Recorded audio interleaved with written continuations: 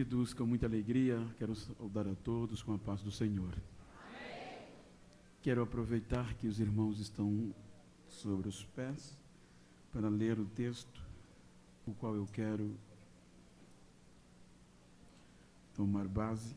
Evangelho segundo escreveu São Mateus, capítulo 28, versículos 16 e 18. O versículo 16 diz o seguinte: E os 11 discípulos partiram para a Galileia, para o monte que Jesus lhes tinha designado. Versículo 18. E chegando-se Jesus, falou-lhes, dizendo: É-me dado todo o poder no céu e na terra. Amém? Queiram tomar os vossos assentos, por favor. Queridos, com a permissão do pastor, eu vou tirar o microfone. Eu quero tomar por base esse texto para trazer-lhe uma mensagem estimulativa e motivacional, pois este é o tema proposto para este evento. Se nós observarmos o contexto do livro onde o apóstolo Paulo menciona o tema que os irmãos escolheram, ele está escrevendo em um período de sofrimento, de prisões, a uma igreja que foi a porta de abertura na Europa para a pregação do Evangelho, que era Filipos. E esta igreja, com muito amor, envia uma oferta vultosa para o sustento do apóstolo Paulo acerca da sua necessidade. Então, Paulo, escrevendo, ele estimula a perseverança aos irmãos acerca do sacrifício, do poder que há no nome daquele que protagonizou a história da humanidade. Então, nesses princípios, ele estimula os irmãos a serem fortes e unidos. O capítulo 1 e o capítulo 2, síntese, conclui-se com este objetivo: os irmãos serem fortes e unidos. Então, é quando no capítulo 2 ele apresenta a eficácia deste nome, e os irmãos vão de convir que o nome é a mais forte identidade de um ser humano, e existe 3 formas de você adquirir o nome: por doação, por conquista e por herança.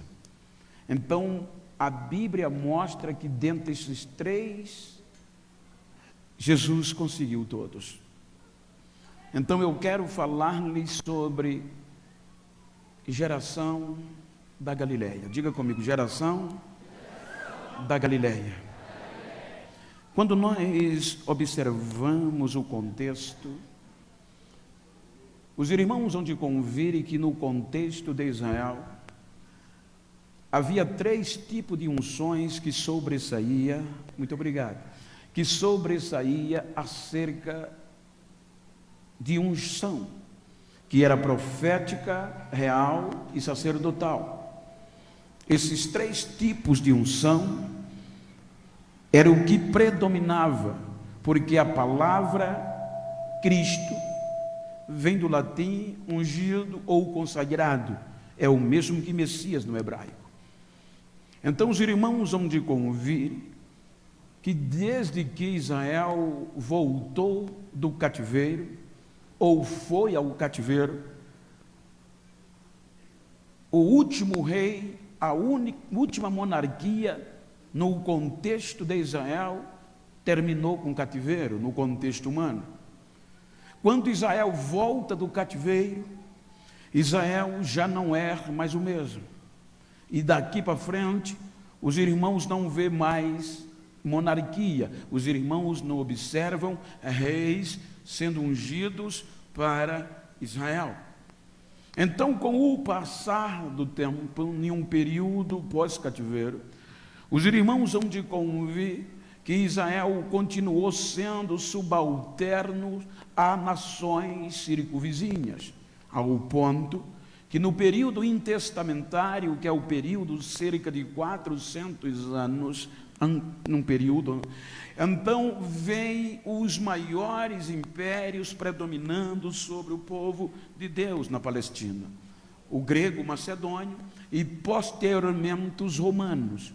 E com o advento dos romanos, então os irmãos hão de observar que a figura que se destacava agora em Israel era o sumo sacerdote.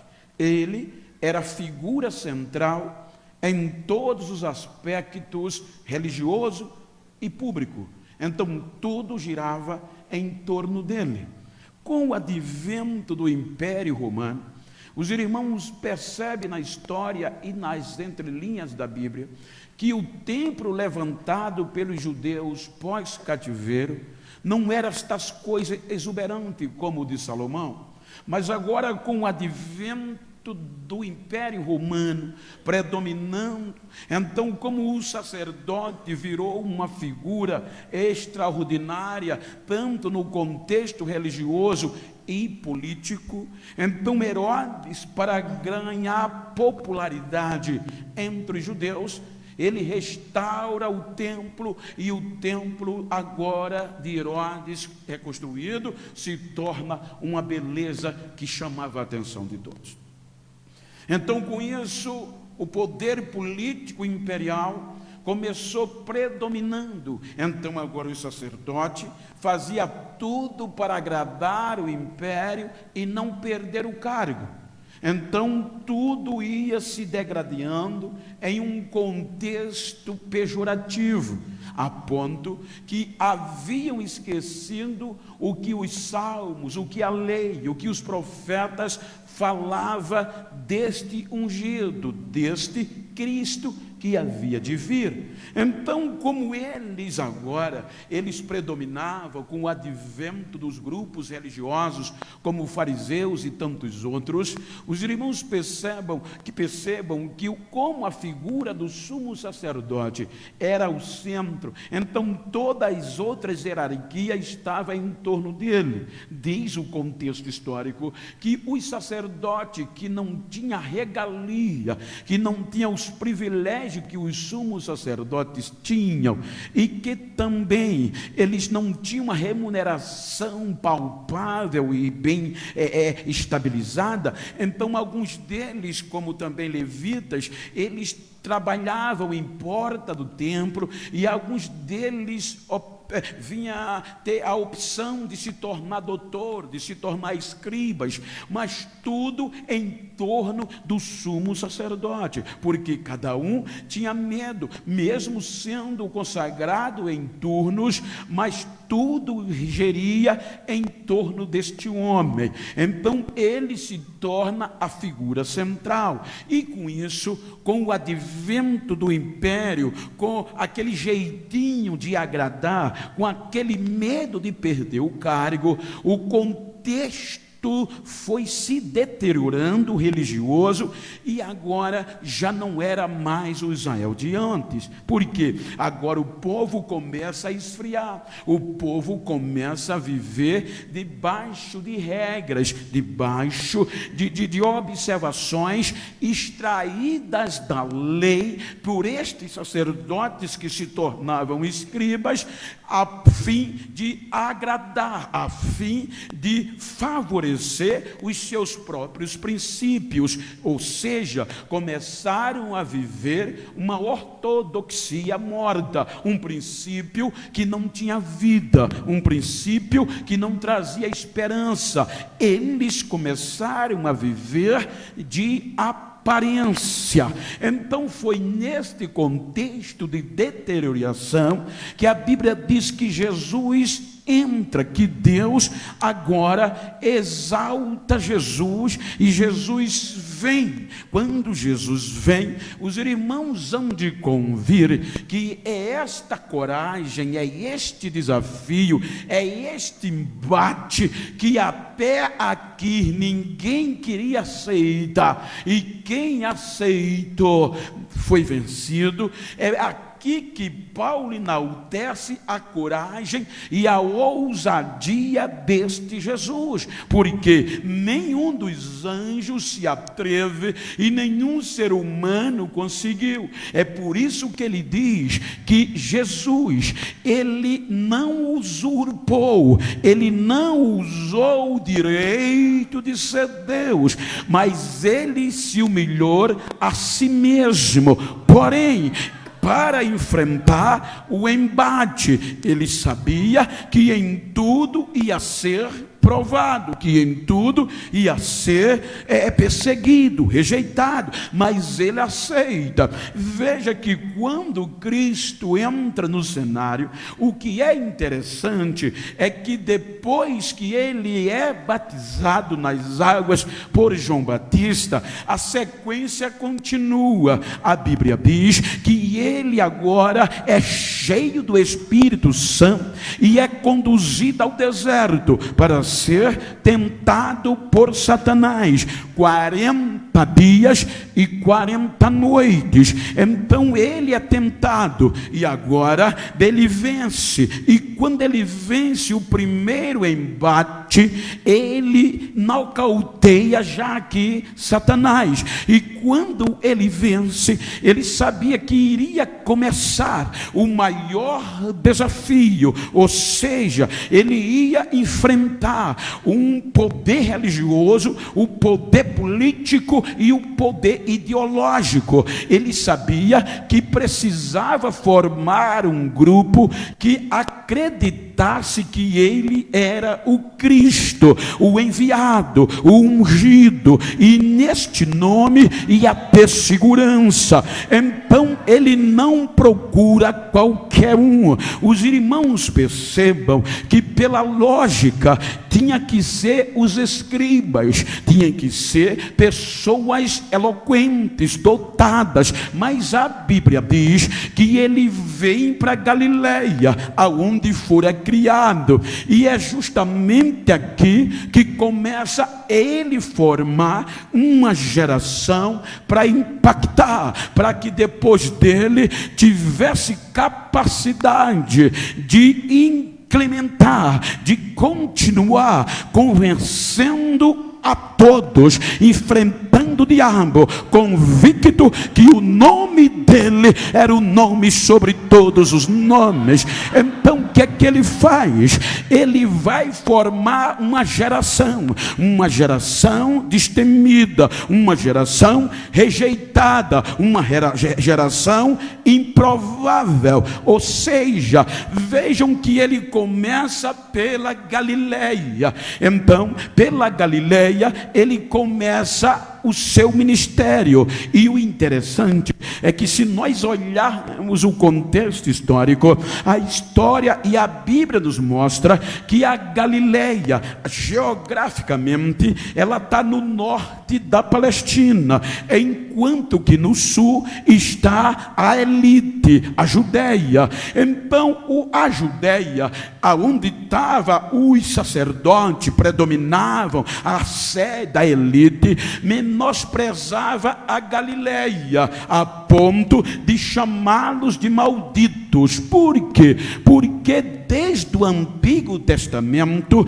havia um relaxamento, uma discriminação pelos galileus por parte do sul, a ponto que no capítulo 9 de Isaías, os irmãos já vão ver Isaías falando da Galileia em forma pejorativa, quando ele diz Galileia dos gentios, quando ele fala das fronteiras de Zebulon e Naftali, ou seja, mas de ti, de lá sairá uma luz, virá uma luz. Ou seja, era por questão religiosa e demográfica, porque os judeus do sul não davam muito valor aos galileus. Primeiro, porque eles tinham os galileus como relaxados, porque como a Galileia estava no norte, então a fronteira era aberta para a Síria e Fenícia. Por isso que no ministério de Jesus, os irmãos vão sempre encontrar sírios, fenício, porque era fronteira com a Galileia. E como era aberta, então muitos sírios fenícios se estabeleceram na Galileia e foram crescendo. Mateus, no capítulo 4, ele já chama Galileias das nações, por conta da mistura. Então, esta mistura, segundo os judeus do sul, menosprezava, porque os galileus esfriaram e já não observavam as regras do fariseísmo como eles queriam. Então eles diziam que nada podia sair de bem da Galileia, porque eles não observavam a lei e eram malditos. Então Jesus vai lá na Galileia começar este projeto, dar início, dar continuidade à instituição, o fundamento desta igreja, e precisava deste nome. Então Jesus agora vai juntar quem? Os galileus, algo que o povo do sul não sabia, características que só os galileus tinham. Então era tudo que Jesus queria, alguém que tivesse as tais características, porque diz Flávio Josefo que os galileus tinham algumas características que dava certinho para Jesus, e ele cresceu lá. Primeiro, os galileus eram trabalhadores, eram da pesca, eram da roça, era da indústria, a mão era calejada, o suor corria no rosto, não estava acostumado com moleza, pegava no pesado. Então Jesus sabia que confiando nos galileus tinha trabalho. Pelo outro ponto, segundo ponto, os galileus eram corajosos, eles não tinham medo de tumulto nem de sedição, eles partiam para cima, eles não fugiam. Em terceiro, os galileus eram ousados, eles eram ousados demais. Em quarto lugar, os galileus eram patriotas, defendia o que acreditava, o terreno que pisava, a promessa que era dita pelo patriotismo. E o Talmud acrescenta a que eu acho mais linda. E o Talmud diz que os galileus, eles davam mais valor à honra do que o dinheiro. Eles não se vendiam por nada, a honra estava em primeiro lugar. Aí Jesus disse: vai dar certo.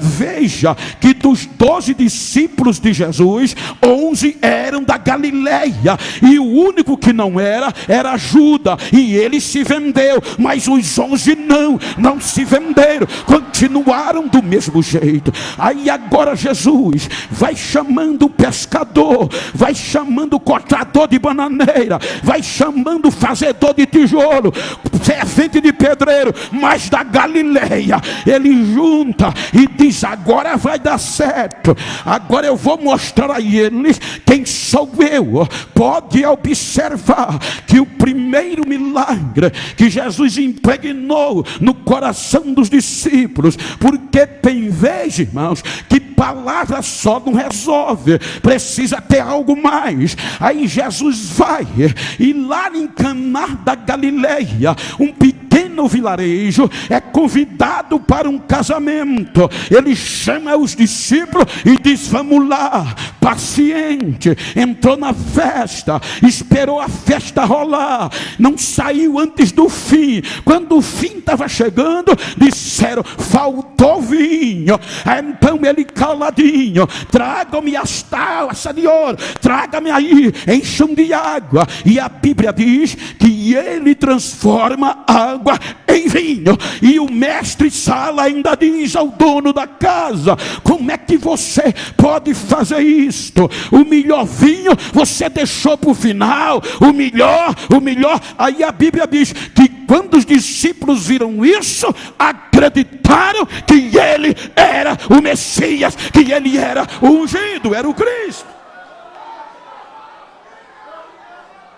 E agora quem separava eles?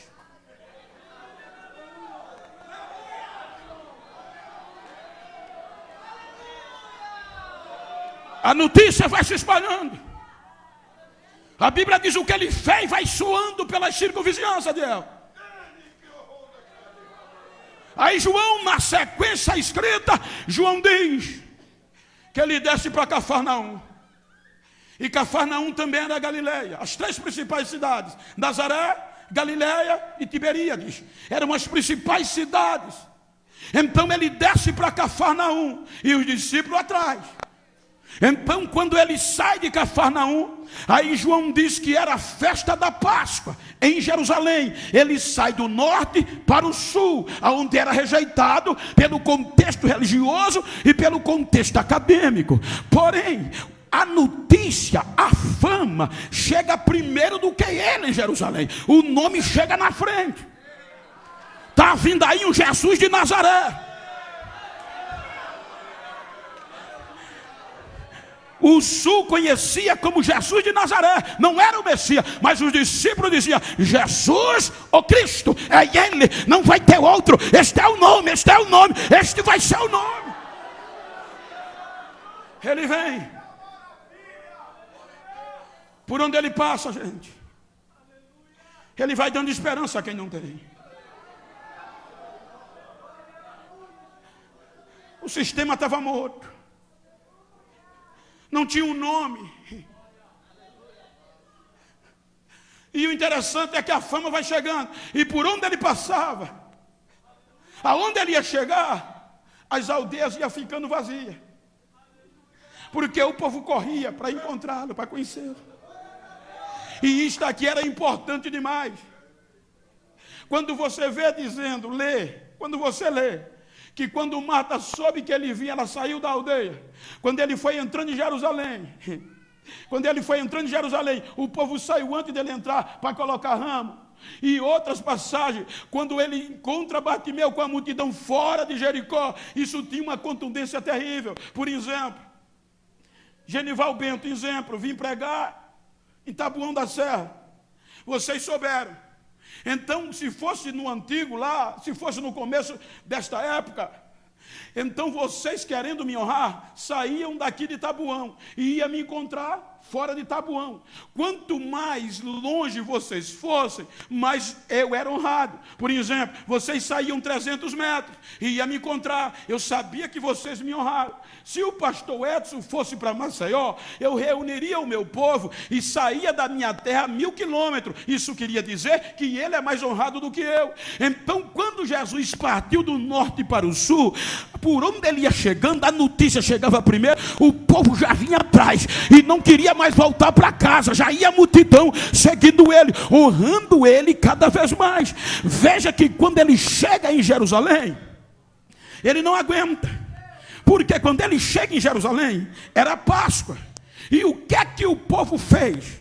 O povo tornou o templo em um centro comercial e político, de interesse pessoal.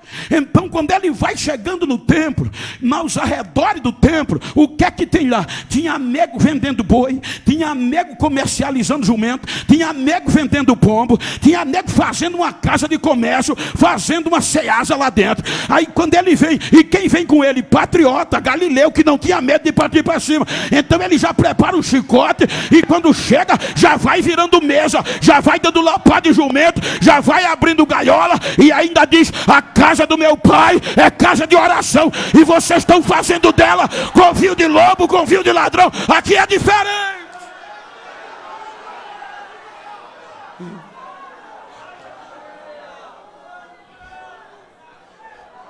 E ninguém pode prendê-lo. Quando Nicodemos, que era da elite, viu ele fazendo isso, ficou calado, com vergonha de ir a ele, porque para os do sul, ser visto com Jesus era terrível, era o fim da picada. Então ele esperou chegar de noite, escondido, vai encontrar Jesus e se quebra.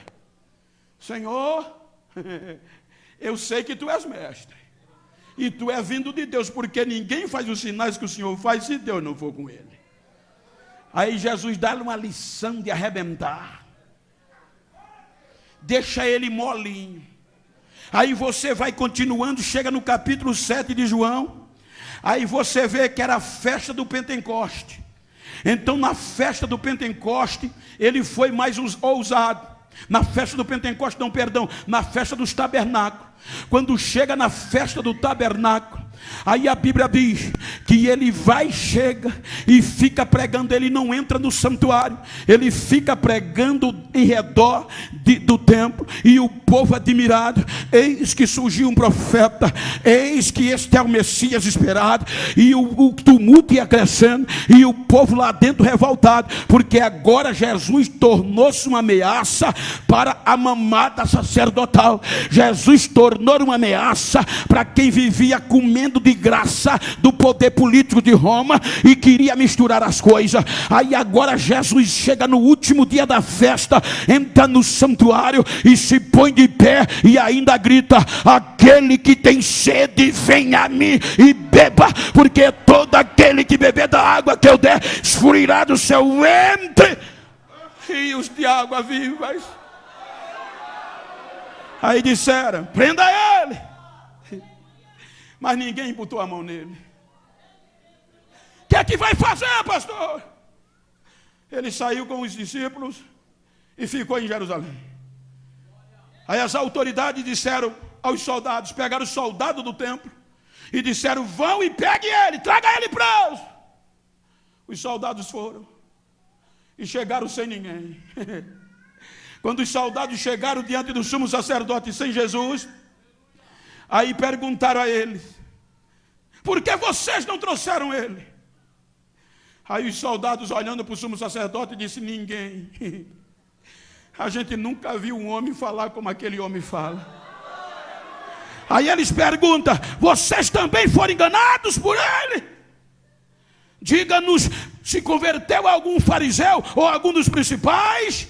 Aí Nicodemos, que já estava quebrado, chumbado pela palavra, no meio da reunião ficou de pé e gritou: pode condenar a nossa lei, querendo defender Jesus, pode condenar a nossa lei um homem sem primeiro ouvi-lo, ou sem saber o que ele faz? Aí os sacerdotes ficaram de pé, olharam para Nicodemos e disseram: tu também é da Galileia, Nicodemos? Tu também vem de lá? Examina as escrituras.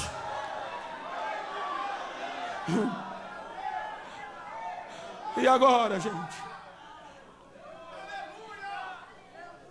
o que girava era o nome de Jesus.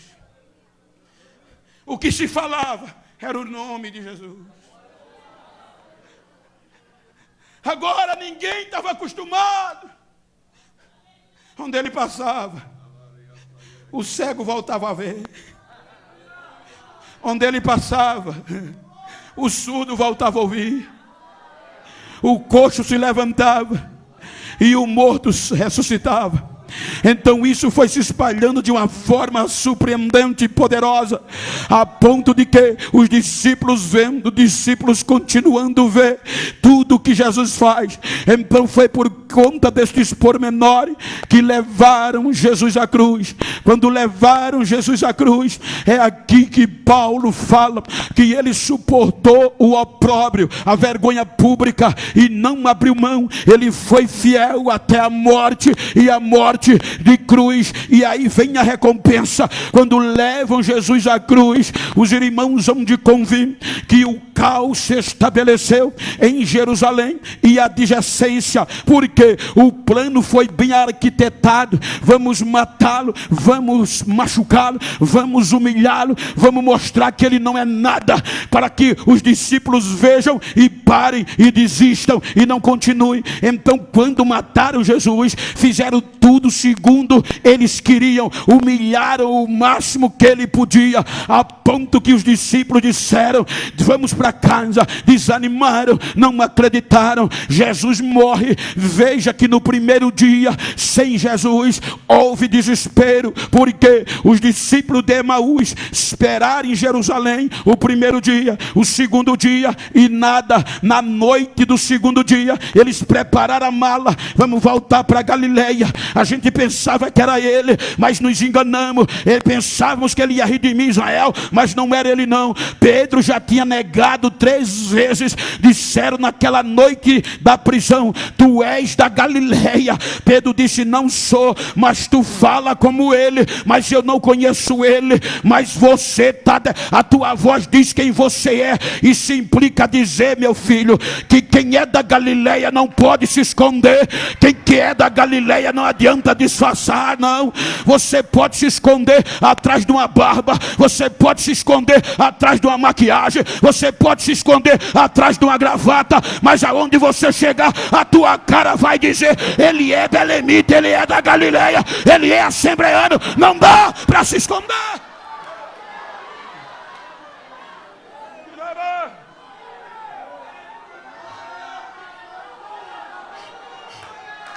Dá um toque quem está ao teu lado aí, pergunta a ele: tu é da Galileia?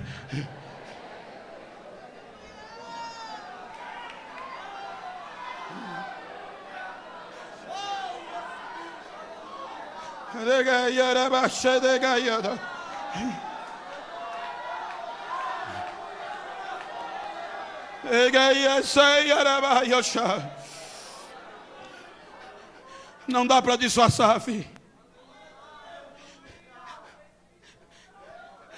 Ele é morto. Manhã do terceiro dia, foi cantado aqui: a morte não sustenta ele. A notícia chega: ele está vivo. Ele está vivo. Então, a Suprema Corte Judicial pagou propina para os soldados. Não espalha isso, muito pelo contrário, foi o que espalharam. E agora a notícia era que ele estava morto, e os discípulos esconderam o corpo dele. Então isso era o que prevalecia. Aí ele aparece a Maria Madalena e diz: sou eu, Maria. Vá e diga aos seus irmãos que eu vou para Galileia com eles. Eu vou chegar primeiro não onde eu marquei com eles. Então Maria diz aos discípulos, e veja que agora só tinha 11 da Galileia, porque o que não era se vendeu. Então os 11 partem para Galileia. Quando de repente ele chega e sauda a todos, e o texto na íntegra diz que quando ele aparece, os 11 discípulos estavam lá, mas a Bíblia diz que adoraram a ele, mas outros não acreditaram, duvidaram que era ele. Ele diz: sou eu mesmo, paz seja convosco. Então ele chega, arrebenta naquela reunião. Os discípulos agora sabem que é ele, que ele agora está vivo de verdade. É quando ele olha para os discípulos e começa a dizer: todo poder foi me dado no céu e na terra. Ou seja, tanto o inferno quanto o céu, tanto o anjo como o demônio, como o ser humano, vai ter que se dobrar a mim, porque o Pai me deu o poder de todo no céu e na terra. O poder agora é dele.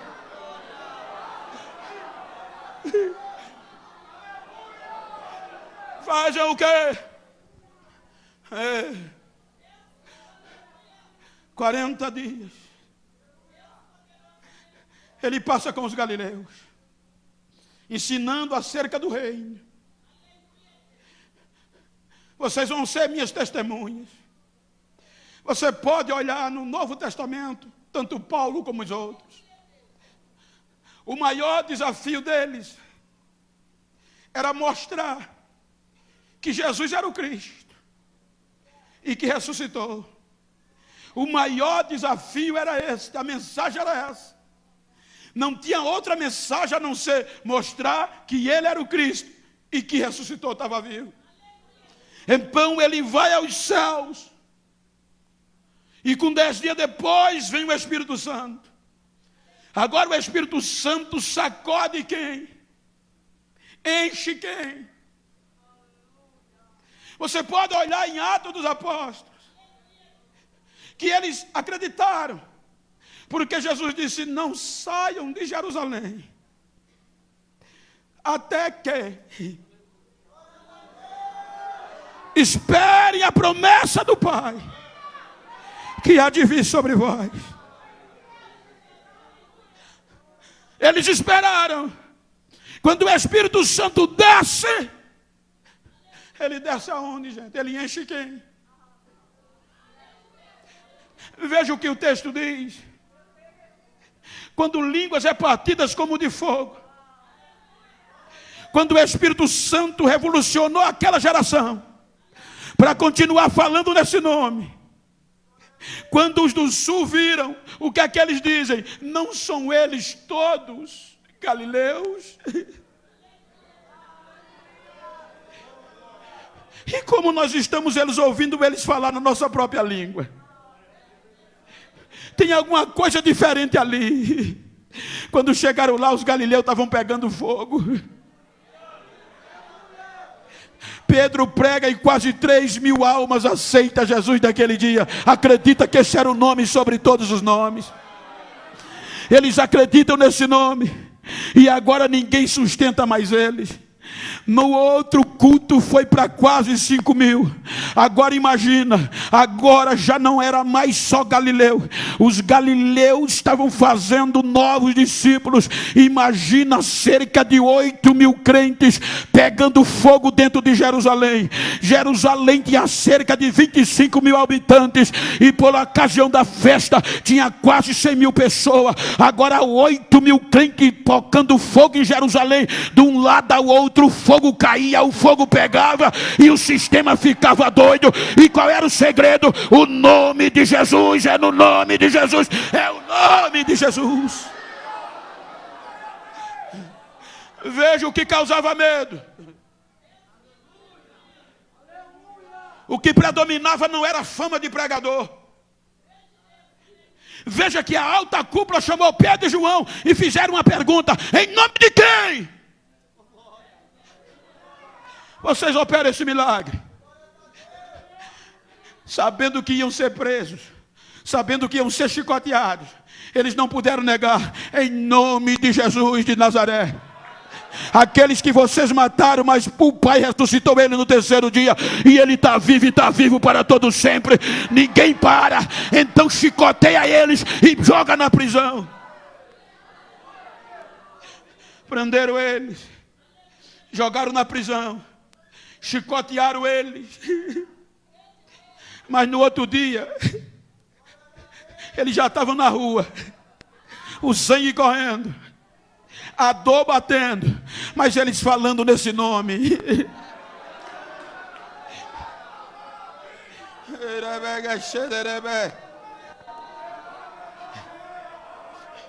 A geração da Galileia não se intimidava de ela.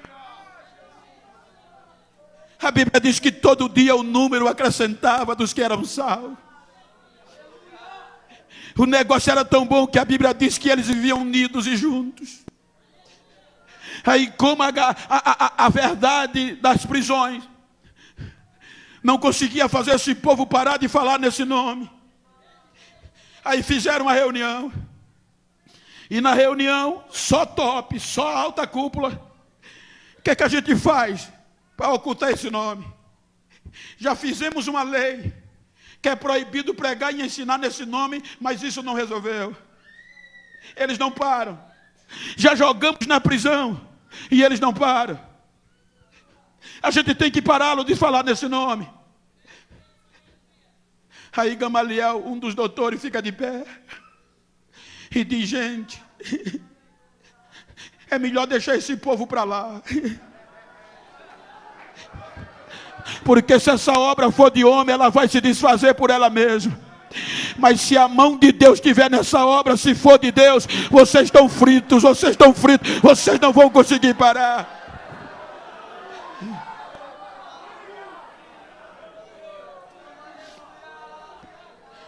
Então nós temos que parar, vamos fazer o melhor que a gente pode.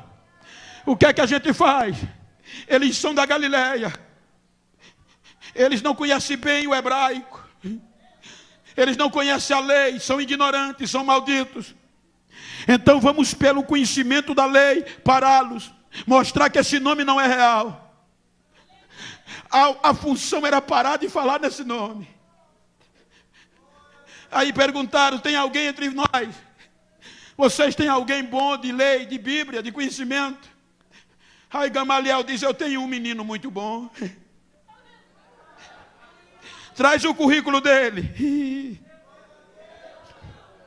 Quando trouxeram o currículo, parafraseando, quando o sacerdote olha o currículo, Saulo de Tarso. É bom.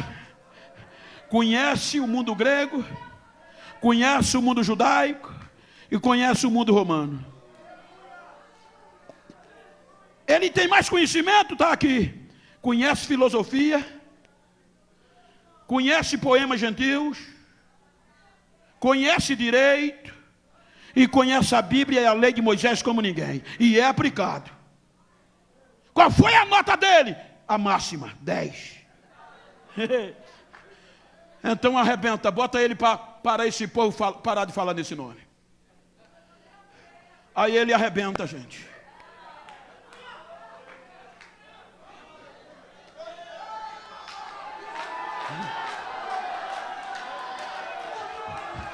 No nome da lei, no nome dos fariseus, a mais dura seita do judaísmo, ele vai prendendo o crente.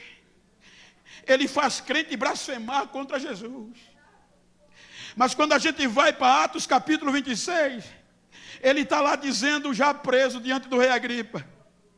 Ele está dizendo: rei Agripa, eu intentei tanto mal contra esse nome chamado Jesus. Ele diz: eu prendi tanto crente em Jerusalém, eu joguei-os na prisão, rei. Eu não só intentei, como eu fiz. Eu até voltei para matar quando era preciso morrer. Ei, eu sacudi eles, eu assolei tanto em Jerusalém como nas cidades estrangeiras, aonde eu sabia que tinha um seguidor desse nome, eu ia lá e jogava na prisão. Mas olha o que é que um galileu faz. Enquanto ele fazia isso, os irmãos começaram a correr de Jerusalém. Aí a Bíblia diz que quando os irmãos saíam de Jerusalém, com medo da cadeia, com medo de Paulo, com de Saulo, com medo de blasfemar, os irmãos iam invadindo a região, porque a ordem era na Judéia e Samaria e em toda a terra e também em Jerusalém. Jerusalém já estava jogada de perna para o ar de poder. Aí a Bíblia diz que enquanto Paulo assolava em Jerusalém e a adjacência, os irmãos fogem para Samaria. E Samaria, o evangelista Filipe, que não era da Galileia, era grego, mas tinha sido tocado pelos galileus. Aí ele chega em Samaria. A Bíblia diz que Filipe em Samaria usou o nome chamado Jesus. E sabe o que é bonito? É que a Bíblia diz em Atos que Samaria, o nome que predominava era Simão o mágico. Era o nome que mandava lá dentro. Por quê? Porque ele enganava o povo com as artes de magia, e o povo o tinha como Deus. Quando Filipe chega cheio do Espírito Santo, que fala no nome de Jesus, a Bíblia diz que as pessoas acreditavam. Jesus fazia milagre e toda a cidade alvoroçou, de um bairro ao outro, de um extremo ao outro, e havia grande alegria. A Bíblia diz que até o Simão o mágico aceitou Jesus e foi batizado no nome de Jesus. Este é o nome que é sobre todo nome.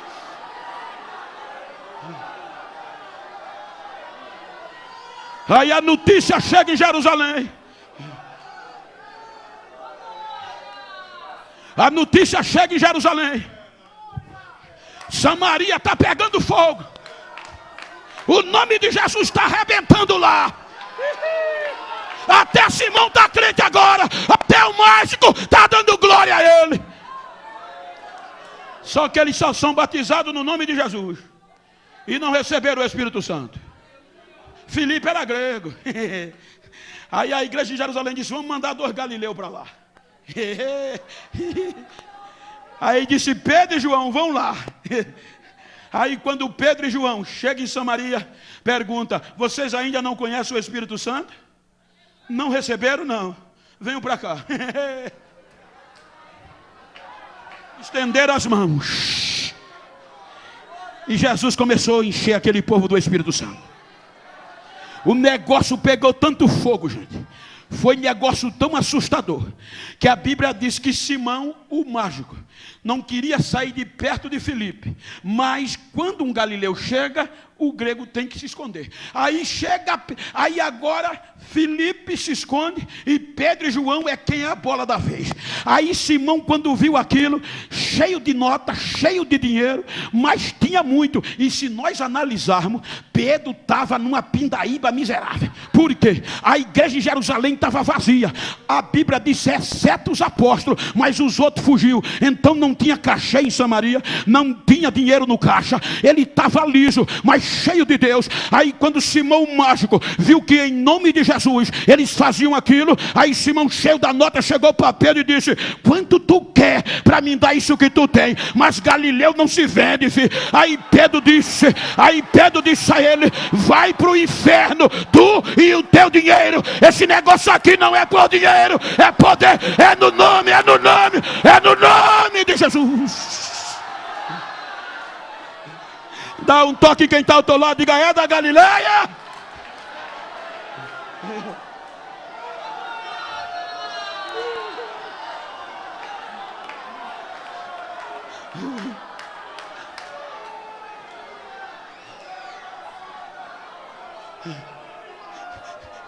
Galileu dá mais honra. Dinheiro não compra Galileu. Eles dão mais valor à honra do que ao dinheiro. Nada contra, mas nós estamos virando artistas. Entre aspas, não generalize. Tem muita gente de Deus, maioria, mas uma pequena maioria está confundindo, está se virando artistas.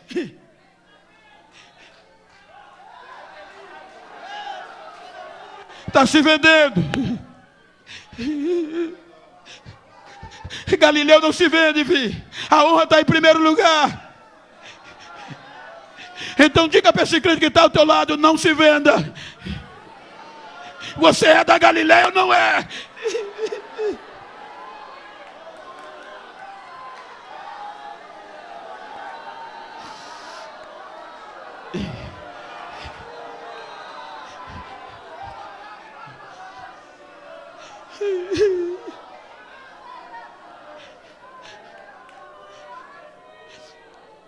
Não dá para se vender. Vai para o inferno, tu e o teu dinheiro. E ora a Deus para ver se tu tem a salvação. Aí Simão se humilhou, gente. E o nome de Jesus prevalece. Aí os irmãos sacudiram Damasco de perna para o ar. O fogo pegou em Damasco. Aí o doutor Saulo, com raiva, vai a Damasco. É aqui que ele diz, o rei Agripa: rei, eu peguei os soldados e empreendi uma viagem para Damasco para trazer eles presos para Jerusalém, porque eu tinha raiva desse nome. Ele diz: quando eu empreendi a viagem, no caminho, rei, ao meio-dia,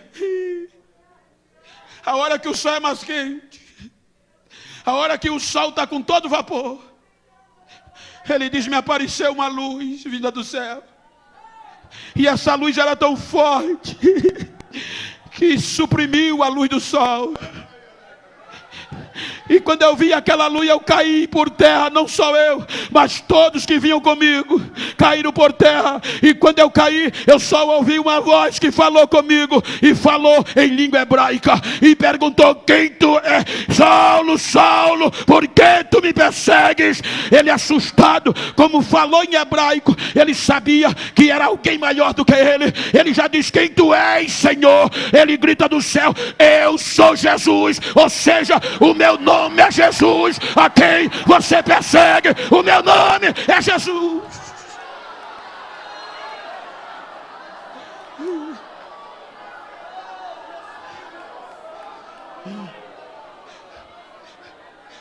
Você entende por que Paulo fala aquilo?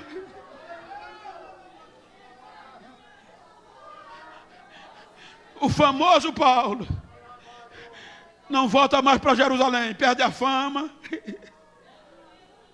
perde o emprego, perde o status. Se fosse hoje, o YouTube, o Instagram tinha saído do ar.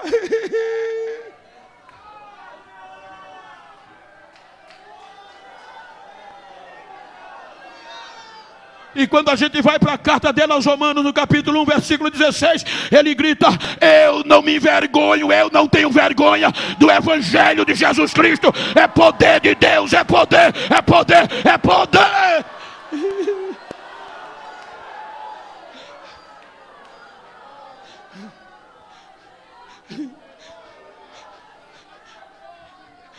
O nome famoso não parou, se quebrou diante do nome Jesus.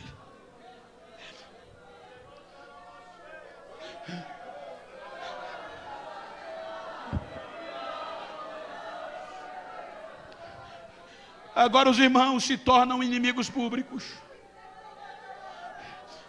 Por quê? Porque os que circulava era esse nome. E que nome é esse? Rei dos Judeus. Lembra que desde o cativeiro até aqui não tinha aparecido outro rei. E agora o império teme. Por quê? O rei dos judeus. Quem é ele? Jesus. Aí os irmãos cristãos se tornaram inimigos públicos. E agora já não era mais só a religião. Agora era a religião e o poder do império para ofuscar esse nome. E qual é a maior forma de ofuscá-lo? Fazendo eles blasfemar. Aí eles prendem tantos crentes, gente. Jovens como vocês foram dilacerados. Diz a história do cristianismo que uma jovem de 22 anos chamada Perpétua se rendeu, da classe média alta, se rendeu a Jesus. Era colocar a vida em prêmio. Prenderam ela e mais uns grupos de jovens. E o pai dela insistia: minha filha, você vai morrer por esse nome. Desiste. E ela dizia: não dá para desistir mais não, pai.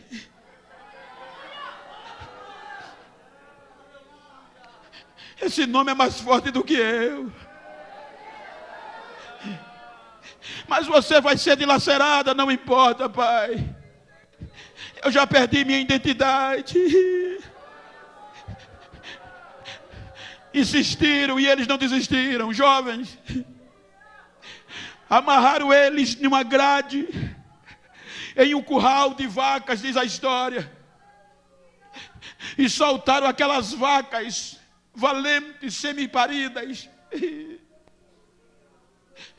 E diz a história que aquelas vacas, Jairo, com os chifres, chegava nos abdômenes dos jovens, dava golpe, que abriam e as vísceras saíam para fora. Um acertou a jovem Perpétua, e o povo vendo, os amigos, a família gritava: desista, filha, ainda dá tempo, você está sendo morta. E a barriga cortada, e ela no meio do sangue, com as vísceras de fora. gritava para o pai, para a multidão: pai, não dá mais para desistir, pai. Cada corte que essa vaca dá no meu corpo é mais uma boca aberta para falar do nome desse Jesus, para falar do nome desse Jesus.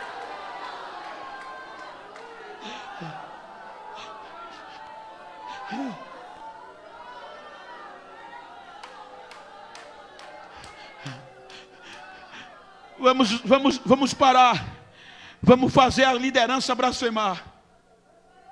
Porque se mexer na liderança, mexe nos outros. Porque no meio da perseguição da crise, os galileus começavam a escrever motivação para os crentes. Quem é o líder principal? É Tiago. Ele está motivando os crentes para não desistirem. E o que é que ele está escrevendo? Ele está dizendo: irmãos, sejam pacientes. A volta de Jesus está às portas, irmãos. Sejam pacientes, como o agricultor espera a chuva seródia e a temporã, e assim colhe os seus frutos. Assim a vinda do Senhor está próxima, não desista. Decapita, matam a espada. Bartolomeu, Natanael, esfolaram ele vivo,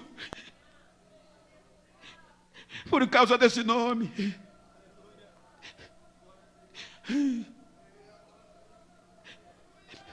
Se você olhar o contexto anterior do tema, você vai ver Paulo dizendo que foi confiado a nós, não só crer, mas padecer por esse nome. Acreditar é bom, mas o difícil é padecer. É fácil pregar nesse nome, mas o difícil é quando a perseguição vem. Pega Pedro. Pedro é o pior. Pega ele vai desistir. Ele já desistiu uma vez. Colocaram a cruz na frente dele, inimigo do império. Colocaram a cruz e disseram: ou renuncia, ou abre mão desse nome, ou vai ser crucificado. Não podia mais voltar. Pedro diz ao inquisitor: não dá mais para eu voltar. Tradição. Eu não mereço morrer como meu Senhor morreu. Já que vocês querem me matar, coloca eu de cabeça para baixo e pode bater prego.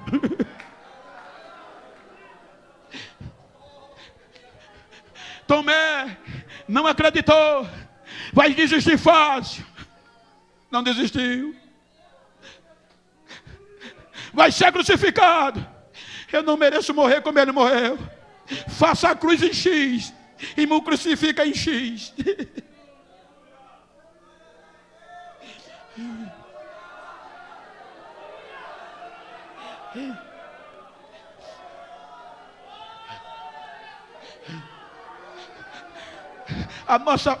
Fomos chamados, gente, não só para milagre nesse nome.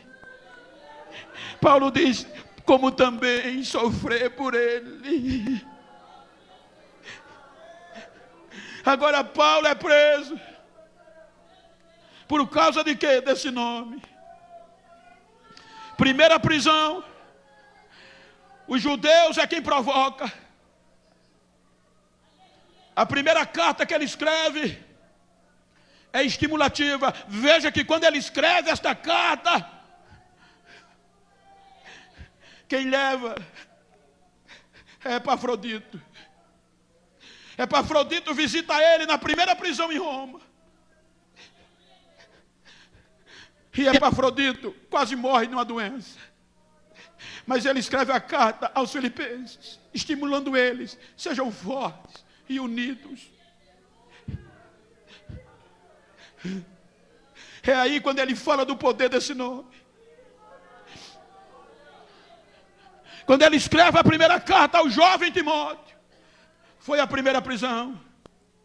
Mas a segunda prisão foi mais dolorida, porque diz a história que não foi instigada pelos judeus, mas pelo Império Romano. Ele se tornou alvo do Império Romano. E quando ele se torna alvo do Império Romano, ele vai para a segunda prisão. E ele sabia que dessa não saía mais. Lá no porão da prisão, diz a história escura, fria, fedosa, mal cheirosa, algemado. O negócio ficou tão feio que ele diz: Timóteo, todos me abandonaram. Só está comigo Lucas.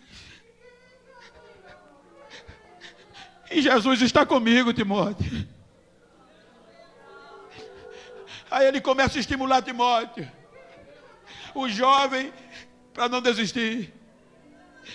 Veja que ele começa a estimular Timóteo porque estavam querendo desfazer a mocidade de Timóteo.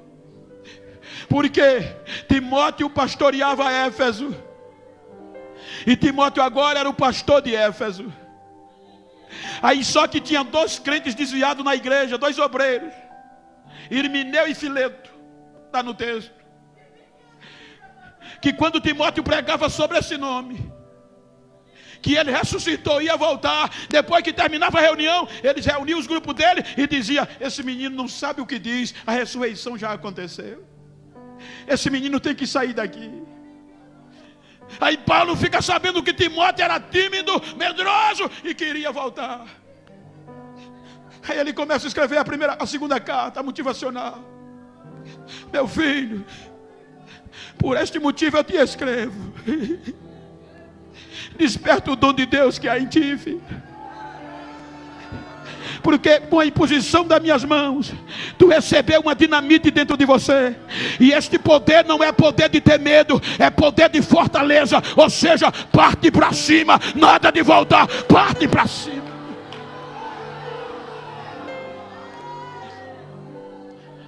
Ele vai escrevendo: não vai ser fácil, Timóteo, nos últimos dias. Veja que ele vai dizendo: Timóteo, prega a palavra, filho. Prega a verdade, se apega a ela. Em tempo e fora de tempo, fala dela. Que eles queiram ouvir ou que não queiram, prega a verdade. Porque nos últimos dias, filho, vai ser difícil. Eles não vão sofrer a sã doutrina, não vão querer ouvir.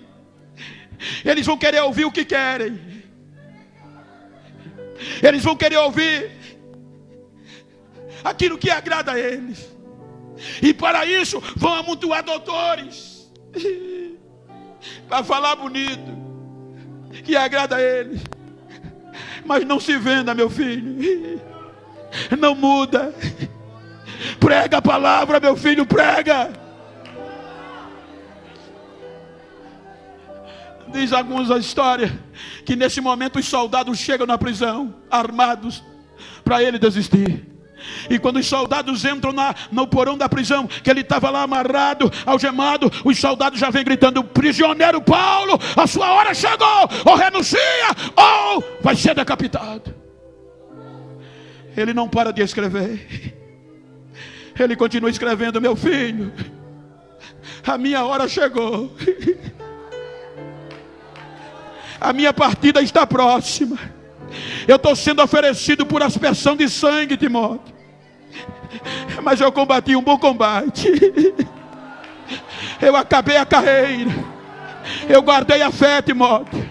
Agora o que me aguarda é a coroa da justiça, a justa coroa, a qual o justo juiz me dará naquele dia. Mas não só a mim, mas a todos que aguardam a vinda do Senhor.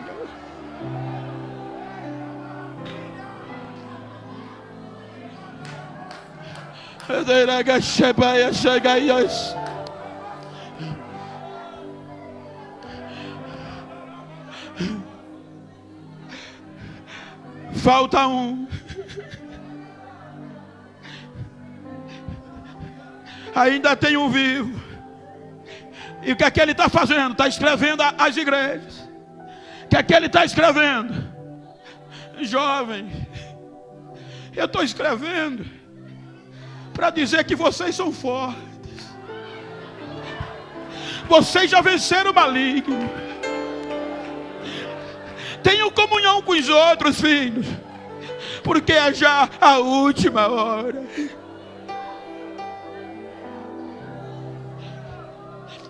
Joga-o no fogo. Quero ver esse nome falar. E joga o apóstolo João no fogo. Tradução. Quando o tira do fogo, pastor Jonas, nem um fio de cabelo queimou. Ileso, sarado, nada de fogo. O imperador com raiva disse: então exila ele na ilha de Pátimos. Quero ver ele falar desse nome lá. Jogam ele exilado na ilha.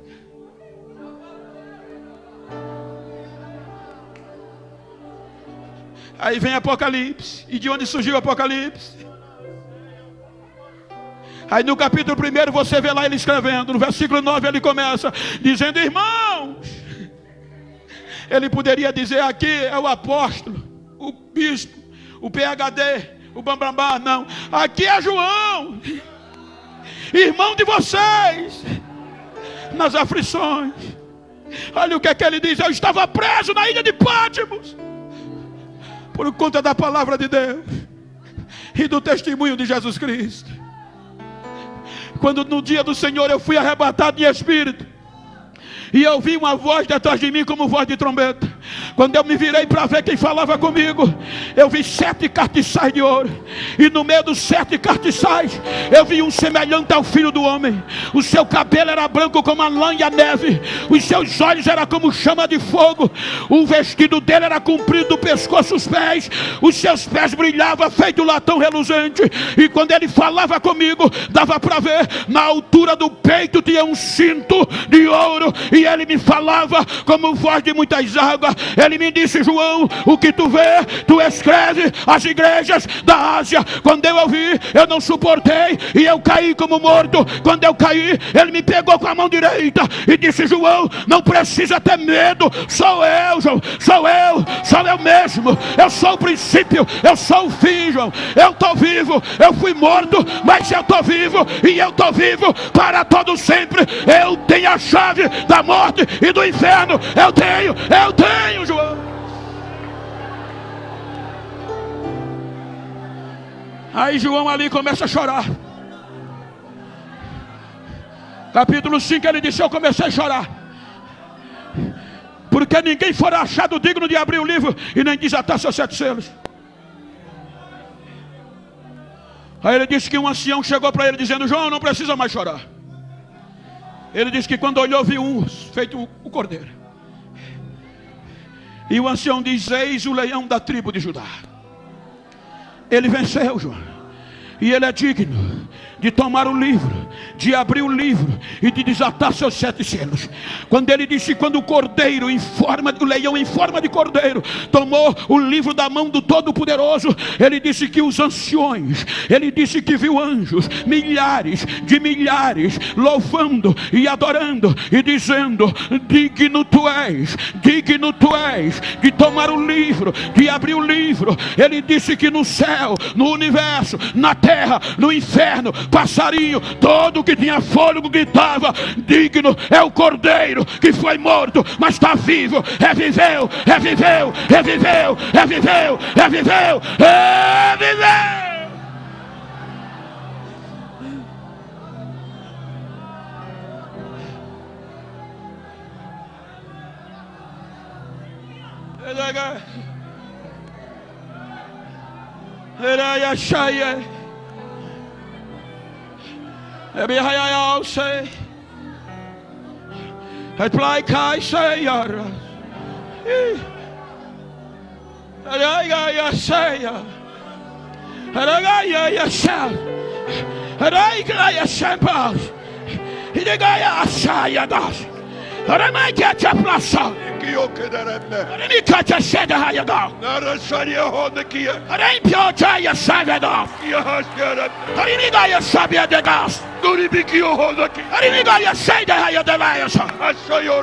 A renovo. Eu estou levantando esta geração com um renovo espiritual em caráter urgencial. O meu espírito está passeando no meio do meu povo, desta igreja. A minha glória está sendo derramada neste lugar, nesta hora. Recebam a apoteose da glória de Deus.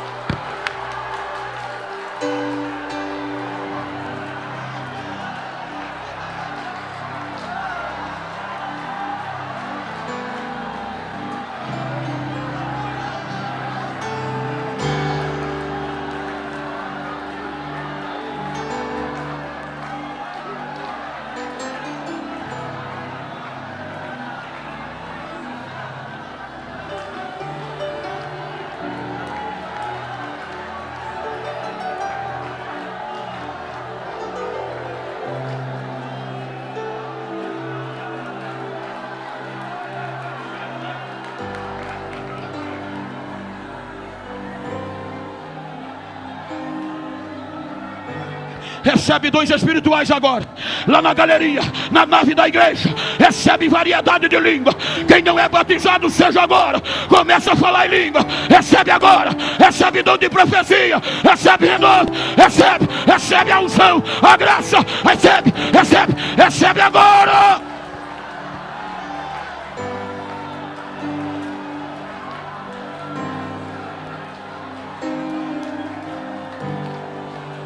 Deixa eu ouvir o barulho da geração da Galileia. Deixa eu ver o barulho da geração da Galileia. A geração da Galileia não para, ela parte para cima. A geração da Galileia é honrada. A geração da Galileia, deixa eu ouvir, deixa eu ouvir.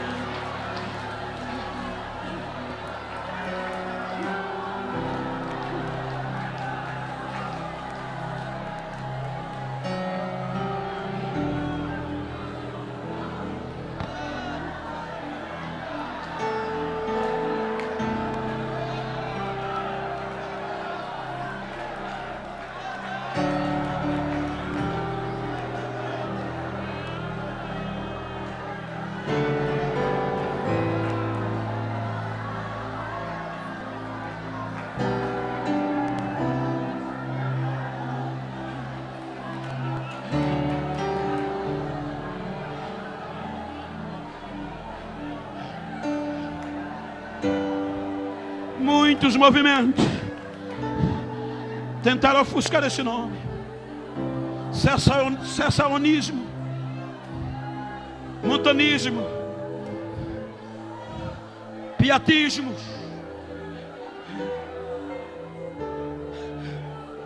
Lenin, Hitler,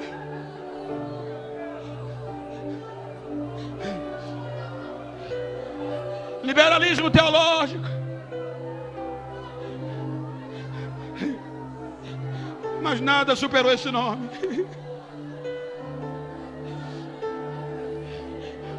Eu gosto de dizer isso, eu gosto de falar isso.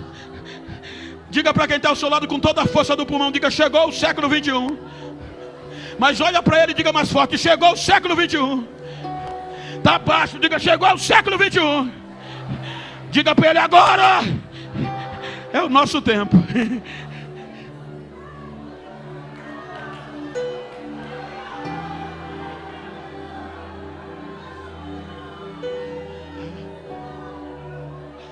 É a nossa hora.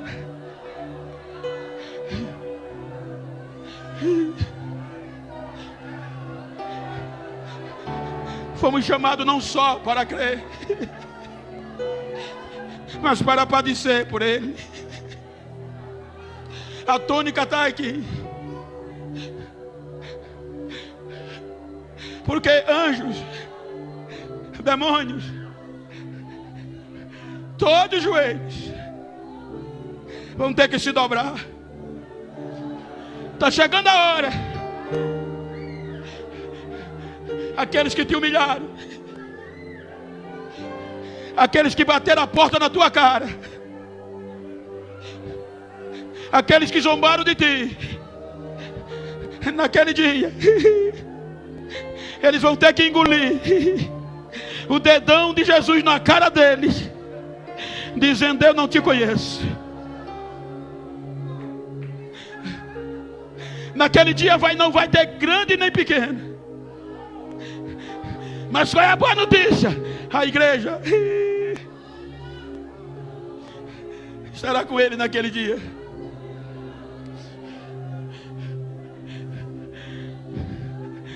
Eu estava ouvindo uma entrevista, uma publicação, ouvindo uma estatística, agora recente, de um doutor cristão, onde ele abordava que 70% dos jovens cristãos que cursam hoje o curso superior, no final do curso, têm perdido a espiritualidade. O relativismo, o ceticismo tem tentado nos parar. Porque hoje não é mais fácil padecer por esse nome.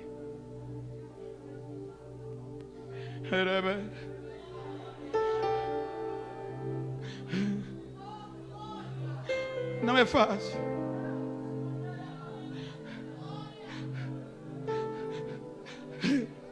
Mas para você estar sentadinho aí, filho,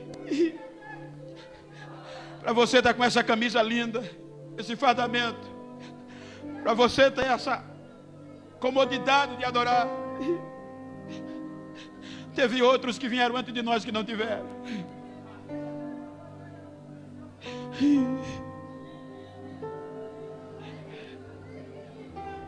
Mas não desistiram. O nome de Jesus fazia toda a diferença, independente de circunstâncias ou situações. Estão fazendo de tudo para parar a nossa juventude. Já até quem não acredite mais nos nossos jovens. Mas ainda tem. Dá uma olhadinha para quem está ao teu lado e diga: ainda tem uma geração que não se vende. E eu faço parte dela. Diga, ainda tem uma geração que ainda acredita que Jesus é o mesmo. Ainda tem uma geração que acredita que Jesus ainda batiza com o Espírito Santo. Ainda tem uma geração que acredita que Jesus ainda salva. Ainda tem uma geração cheia do poder de Deus.